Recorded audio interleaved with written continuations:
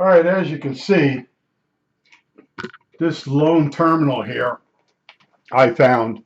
I have drawers of terminals, and this one's got the most meat. It really looks to me like it could handle some extra amperage, just in case.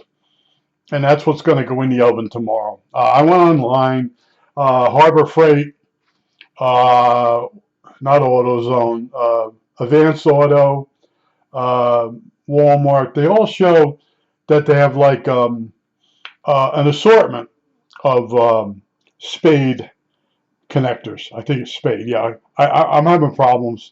I'm getting older. I'm tired. Just came off a nap, a real quick nap, and someone made a comment about painting. Okay, see, I worked on aerospace stuff, so in a simple DC motor, you would have stack lamination similar to a transformer uh, in the armature, and those laminations were very precise, and you'd stack them. You get press fitted, and then they would paint it with like an epoxy paint, real thin skim coat, and that's to keep the armature laminations from cutting into the copper wire that they're now going to wrap. Now, some motors, they put what they call fish paper. There's probably other names for it. They put a piece of, it looks like cardboard, but it's very thin, and they put that around the armature, and then they wrap the copper on top. Well, the motor in the J2000, it was a regular DC motor, and it would cool the engine, but it would never actually work because the laminations had real rough edges on them, and it was built like shit. It was absolute shit. Pontiac, you suck. You owe me a car. So anyway, they wound the copper right over the laminations, and it cut into the copper. And the laminations are on a shaft, which is ground. So the first time that cooling fan comes on, it doesn't come on. The engine is aluminum, and when you're driving around, you really don't need the fan to come on. And then when you're in traffic, the fan comes on. It actually doesn't. It blows the fusible link in the car. Then the car overheats, and the block or the head, whatever, it was aluminum head, it warps. They knew all about this. Never got a recall. Found the motor. As soon as I walked into the auto store with the fan assembly, the guy knew. He told me the whole story, and I said, "Yeah, I sort of saw that." But I said, "I got an open in the car." I said, "It's not the fuse." He goes, "Yeah, it's a fusible link." It was a little flexible piece of copper wire, and then you would use butt splices. I can actually show you what you put two wires together. Yeah, I didn't cut my nails yet. You put two wires together in here, one wire on one side, and you squeeze it with your crimpers. That's a butt splice. And you have to butt splice this piece of wire. I bought it from what was Henry's place? Oh, Star Auto. I bought a piece. I went in and I go, "You got fusible link?" "Yeah, yeah, yeah."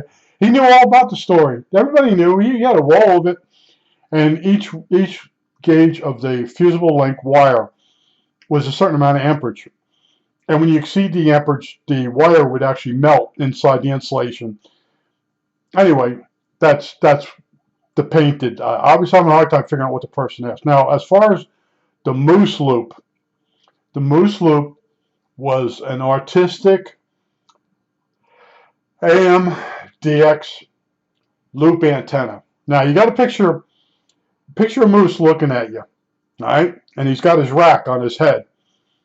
So you have a stand that comes up, and it moves the center of gravity. The antler assembly comes down on it, and wound on the antler assembly are the coil, the windings of the coil for the antenna. And it was an artistic AM-DX antenna. And I started. Here's the story now. After I designed it, and it went together with gravity. It was made out of plywood, half-inch plywood. It had slots, and you'd stick the two moose antler parts into the rack system, and they would go in. And then when you wrap the wire, that would hold that together. And then when you set this assembly on the base, which stood up about 1.5 feet, the weight of the antlers pushing down would hold everything in place. There was no glue. and you could take this thing apart and put it away for the season. That was the whole idea. But it was a 1 foot, yeah, one foot wide by 2 foot long loop. It was a square, a box loop, but it looked like moose antlers. And so I have this unit. I have all the drawings done, and this is in the early days of before the internet really took off. So I called up several magazines, and I told them I want to advertise in the back of your magazine.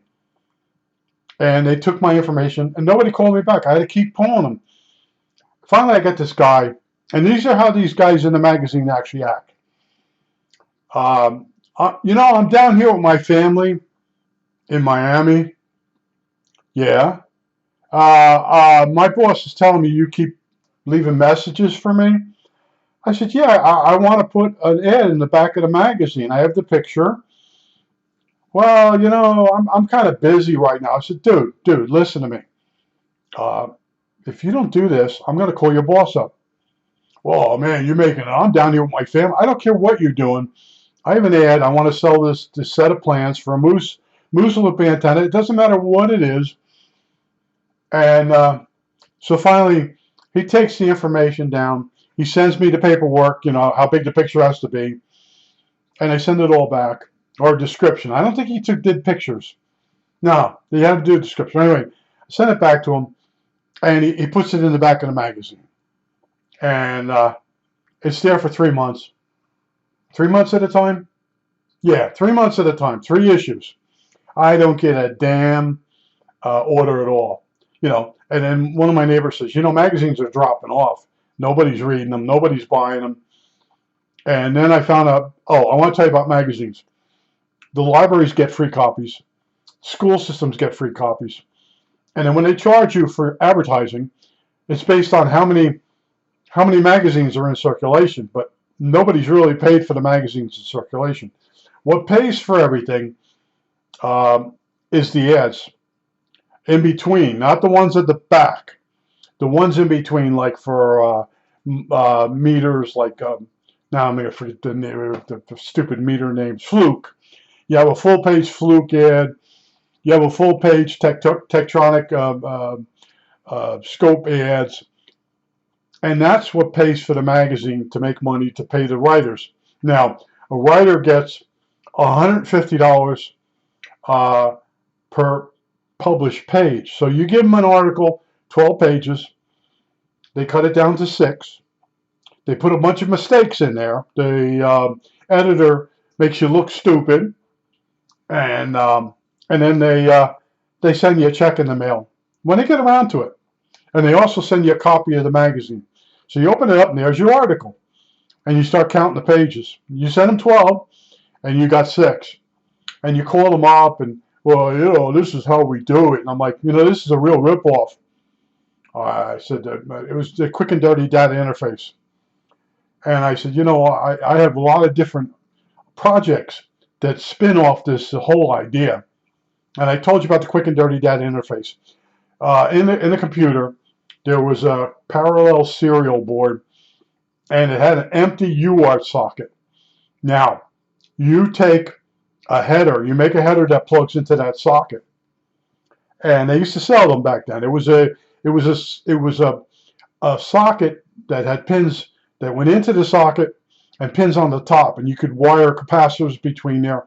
All right, so you make a header, and you put a project on there. You put the board back in the computer. You run your wires outside of the computer, and on your header you have like a A to D converter. So now you can actually measure temperature outside the computer, 100 feet away, and the variable resistance from the thermistor comes in and it turns into a voltage. It goes into the A to D converter, which changes it from analog, which would be voltage, to digital. And it puts those values from the A to D converter chip on the pins. And then you tell the computer to go read that location on that card. That card has 2 UARTs, and one is filled and one is empty. So you tell it to read the UARTs data, in your program, and all of a sudden it's reading the temperature. You convert it. Uh, you have to do a table to convert. But anyway, that's how it is. So it's quick and dirty data interface. So you could also send voltages out through this header, and you buffer it, and you can control a stepping motor. So I have all these projects all ready to go, and the company, let's see, first it was Computercraft, and then it became, I just told you the last video, Computercraft, and then it became, well, anyway, they bought out, they changed the name. Now they take the second article and they cut it down even worse and pay me even less. I'm looking at this thing, I'm like, God, so I got to call the guy up. And they're never where they're supposed to be. They're in somewhere in Florida, these guys. They're retired, and they owned all these different magazines. And the guy says, "You sound unhappy." I said, I have 12 different articles that go with this. And I said, you sent me $80 instead of 300 and something. Well, yeah, this is how I said, you cut the article down to where it's for someone. I didn't used to say play make-believe in the old days. But in other words, the person would look at the pictures, play make-believe in their mind, and that was it. But my idea of being able to put voltages in and out of the computer and run motors and all the other relays and make you could make an elaborate alarm system all with a board that's already in your computer. And when you're done, you disconnect the header off the board, off the empty UART socket that's not being used. And the computer is back to normal. There's no soldering. And the guy really didn't care. I said, you know what? That's it. I said, I'm going to go. So I went out on my own. And I was doing the crank organ at the time. And I had hundreds of people that I sent a letter to, and they asked me to see the plans. I sent them a set of plans. They kept a set of plans, and then they didn't answer me anymore. They just wanted a set of plans from me. They're out there. So let's say I contacted 100 people, and 75 took the plans, and 3 people, I could give you the names of the people. One guy died. The other guy's dead now, but he was a mental patient. He was on lithium. And there was a woman. She was really nice. And they were my dealers. And they started selling. They were selling the moose loop. They were selling the crank organ. And then I was going to go into other things. And of course, the one guy got colon cancer. He dies on me. I still got the crazy man, and the woman left. And then crazy man starts selling sets of plans and keeping the money and not telling me. See, the way it worked is we only shipped the plans once. The person would take in the check, they take the order, they cash the check and take their percentage out, and then tell me where to send. They would mail me a check with my money, and then they would give me the address of the person that ordered the book. So I would then print the book up and send it to that person. Well, this guy, loved by all. Yeah, this guy was a shyster. He worked inside of he was inside of a closed amusement park, and he was keeping an eye on it. What he was doing was selling everything. He was selling harpoons, real harpoons. They had all kinds of museum buildings. He was taking the stuff out of the museum and selling it on eBay. And that's when I started getting suspicious. He was selling a lot of booklets. Suddenly he wasn't selling it.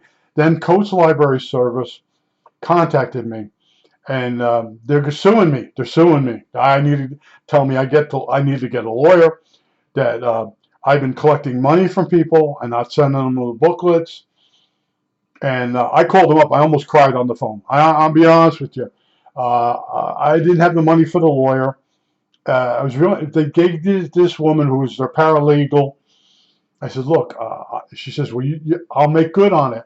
So she faxed me all the people that had been swindled by the cuckoo clock, and then I sent them all things. And I contacted him, and then he started carbon copying all his emails to me to this other woman, and saying that I was accusing him. So the paralegal down in wherever she was, Coates Library Service, She actually faxed me canceled checks with his signature on it, and I sent him a few, and it shut him up. And you know, I was trying to become a writer, and I was a writer. I was writing, inventing, and illustrating. I had one girl that was a friend of mine. She says, "Well, you're not really a writer because you're not doing novels." I was like, "What?" I said, "I'm a writer, inventor, illustrator." And she says, not really. That's not. Yeah, what I was doing.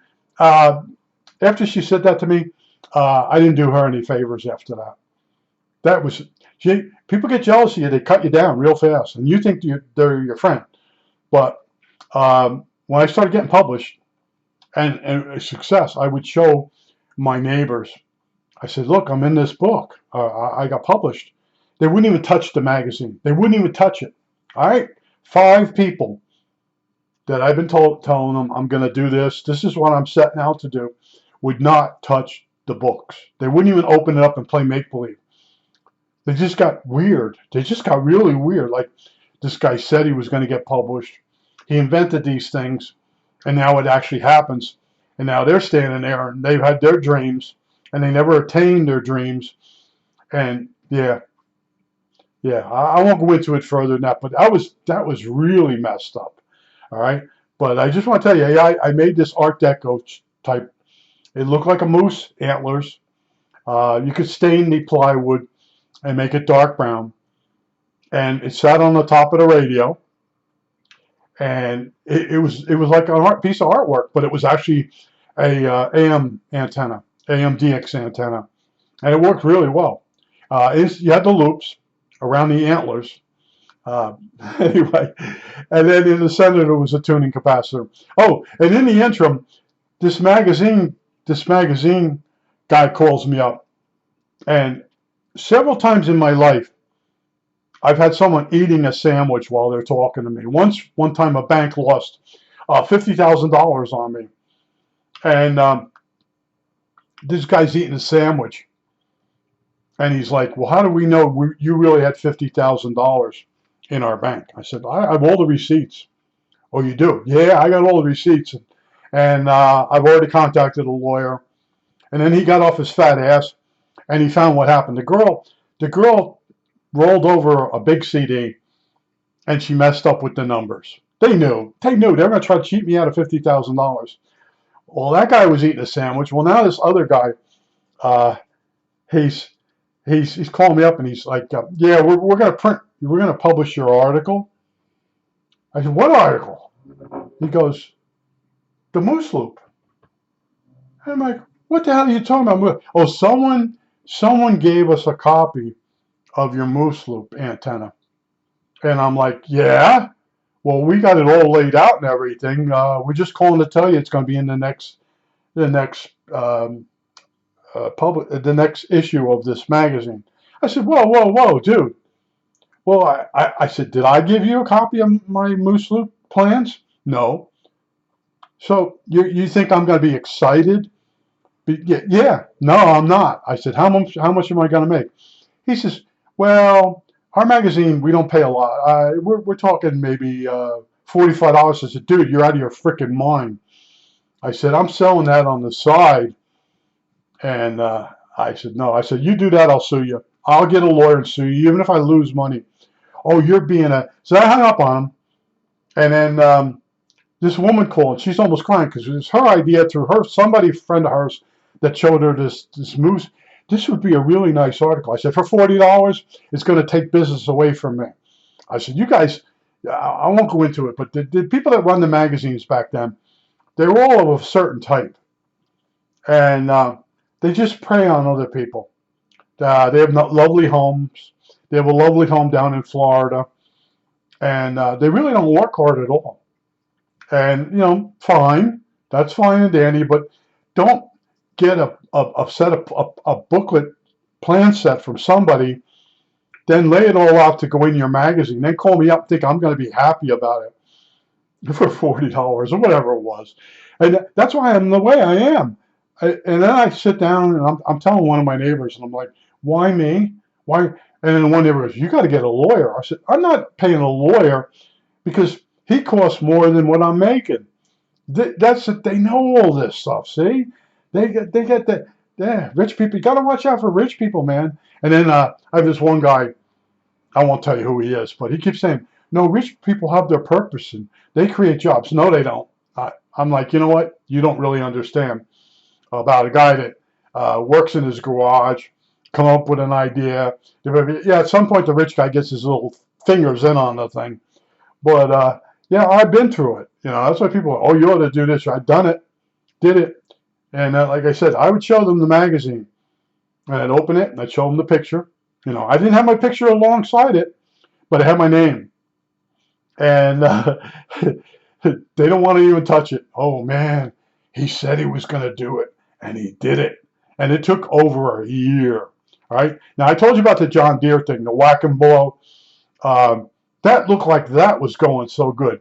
So you have a weed whacker, and when it spins, it almost puts out enough air to blow the grass off the sidewalk as you're weed whacking.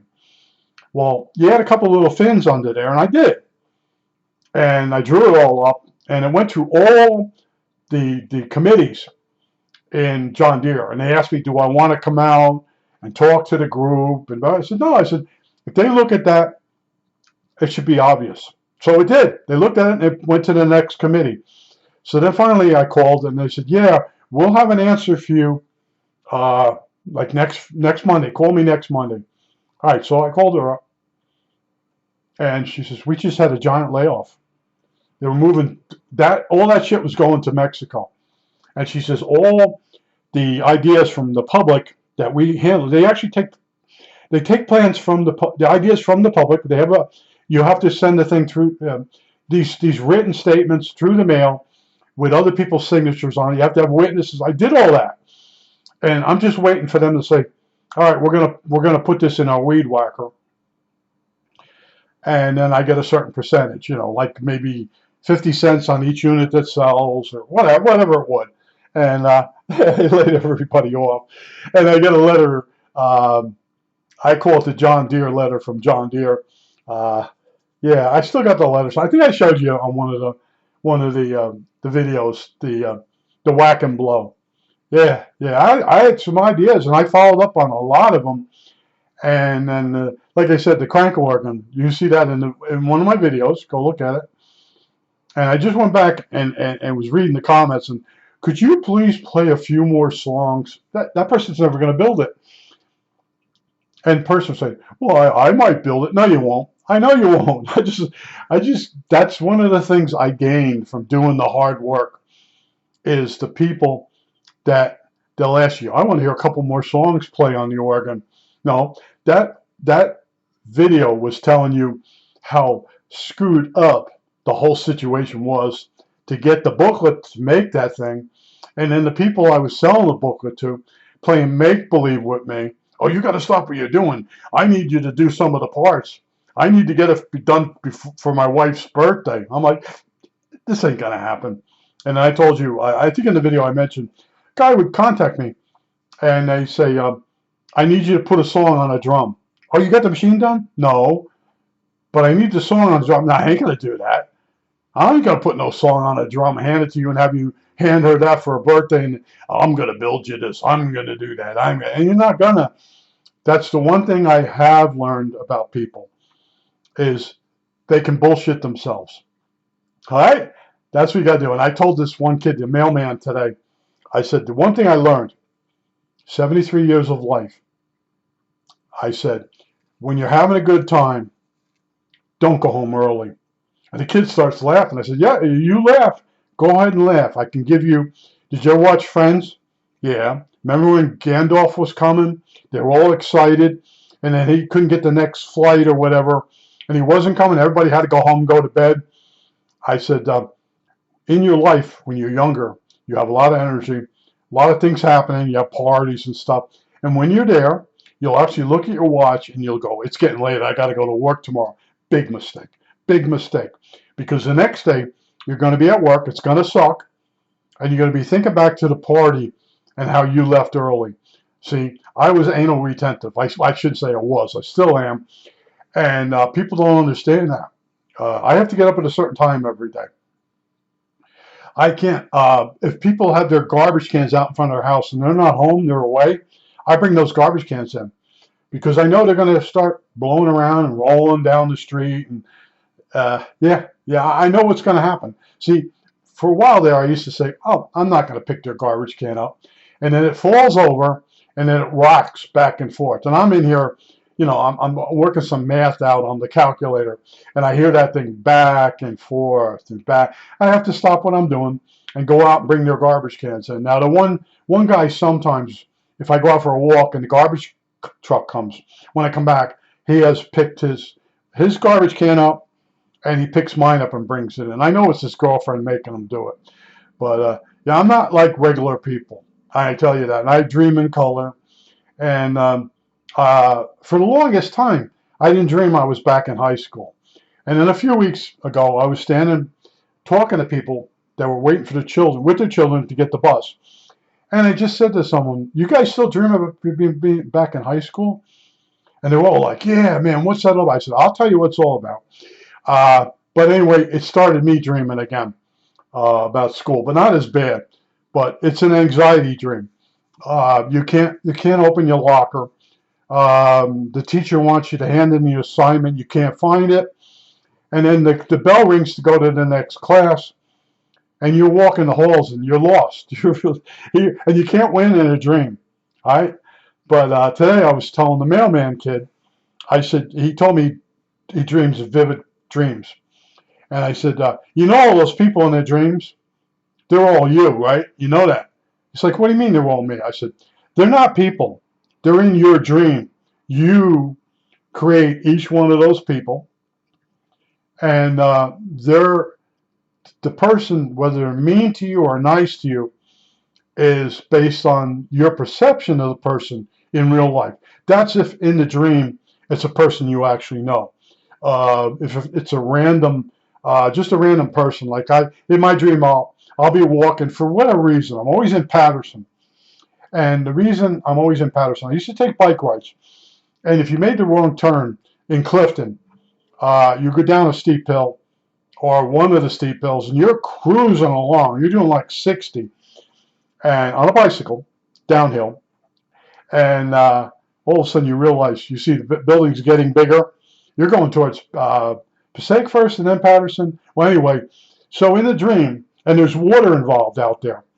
And in the dream, I'm walking along and the bridges are up. I can't get across the water. Yeah, these are anxiety dreams. But the kid was like, those people in my dreams, they're all me. I said, yeah. I said, how would there be people in your dreams? And the one guy around the corner, when I told him that, he's looking at me like, no, those are people in there. I said, they're not people in their dreams. They're you. You created those people. And the guy's staring at me. Oh, I wanted to tell you, this one guy, more than one person, they used to say I was an oracle. And I had to look it up. And what it was is I would tell people stuff that was, Captain Obvious is a commercial, where the guy tells somebody something that's obvious. And they call him Captain Obvious. They did away with the commercial. But in other words, there are people in this world that don't get the most obvious things. They have to have it explained to them. And this one guy told me that I was an oracle because I always broke everything down into a very simple form to explain it. And I said, the reason I can do that is I actually did the work. You know, it's like a person explaining how a motor works, a DC motor. When you actually take them apart and you actually have to magnetize the magnets. I had to do all that on aircraft stuff from McGraw in West Orange. And we made our own motors. And some of them were 20 pole motors, the 1-inchers. And you could slow them down real slow. And they ran real smooth because there were so many poles. And the brushes were on the outside of the armature, the outer body, and the armature itself was epoxy filled. I work on stuff was so beautiful inside, and You being a regular consumer, you've taken stuff apart that looks nice, but you've never seen the stuff I worked on. And like I said, at one time, Gold Brick picked one up. He's talking to me, smoking in a non-smoking area, and he's turning the motor. He says, "There's something in this motor." I picked it up and I start turning. No, that's the poles. This isn't a regular DC motor. So over comes the guy that used to go, shh, shh, shh, shh. I can give you his name. He's still alive. And he was the lead tech. And he agreed with Gold Brick that there was sand in my motors. Oh, the two idiots. So anyway, I told you in one of the videos that they took it to an engineer. They just laughed at them. And then after lunch, he had taken a couple of them apart. Him and yeah, they took them apart. And then he put them back together. And I had to redo them. But the reason he came over, he thought I was taking too long to rebuild those motors. There were 8 of them in each. I think it was the fuel. There were 4 cotton tapes in the unit. And on each end of the cotton tape, there was a motor. And it was rotated. So there was always the 2 motors worked together. And one would turn one way and let the cloth tape move up. But when you looked at the instrument from the outside, lit up in the aircraft, it looked like a thermometer going up and down. And it read the, I think, a fuel pressure, right? Four engines on a plane? Yeah, something like that. They're fuel pressure. But they come in for refurbish. And there's nothing wrong with the instrument. The instrument comes in, the guy runs the whole thing. He analyzes everything from the outside. They give them an estimate, and then you take it all apart. And all those motors have to come apart. All they're not carbon brushes. It's some type of composite. It looks like copper amalgamate, like almost like when they do your teeth with the mercury years ago. And so anyway, the brushes all have to be run in on the special fixture. Then they're put in there. Then you set the tension. There's a lot of things. Now I start showing Gold Brick that, and Gold Brick would always say, "One day I'm going to show you." Oh no! Now I'm going to forget that gyros, and gyros are the hardest thing in aviation. One of the hardest things way back. He was full of shit. I asked someone. They said he never went near gyros. You know, he walked past the bench where a woman was doing gyros, and he'd stand there and smoke a cigarette. That's what he was good for.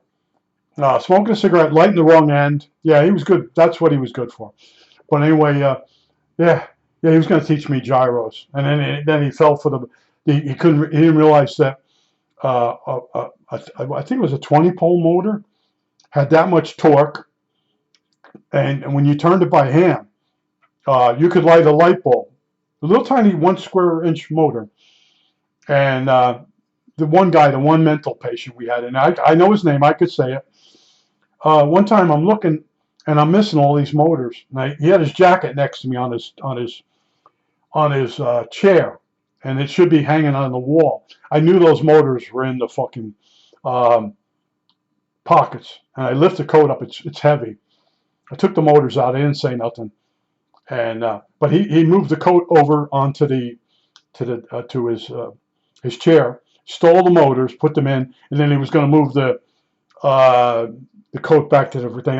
That's how this other guy, we used to steal the lead. We used to have these solder pots, and he would steal the lead. And he had him and the other guy had a muzzle. No, I think of the name of the gun now. It shot the round ball, flintlock pistols, and they would be in there melting the lead. With the you have this thing, you open it up, it's a mold, and they make the balls, and then they would sand them down and make them, get rid of the flashing. And I realized they were going through lead like crazy, and I was in charge of consumables. So one day I realized he had stole a bunch of lead. I went over to his coat and I found it. So I took all the lead out, and I put in. I had bars of aluminum for some reason. Yeah, what the hell were they for? They looked just like the bars of lead. And then he come in the Monday morning, and he's screaming at me. He knew I switched the lead for the aluminum. I ruined his weekend. So I go. So right behind him is the boss. Goldbrick. And then Goldbrick knew we were losing lead, and he put the screws on the guy, but the guy worked it with him at Bendix. So he just made believe he was going to fire him. But yeah, I got them. It was just, I was consumable guys, safety, consumables, and I had a motors and synchros to repair, and a few instruments. I had ground flap indicator.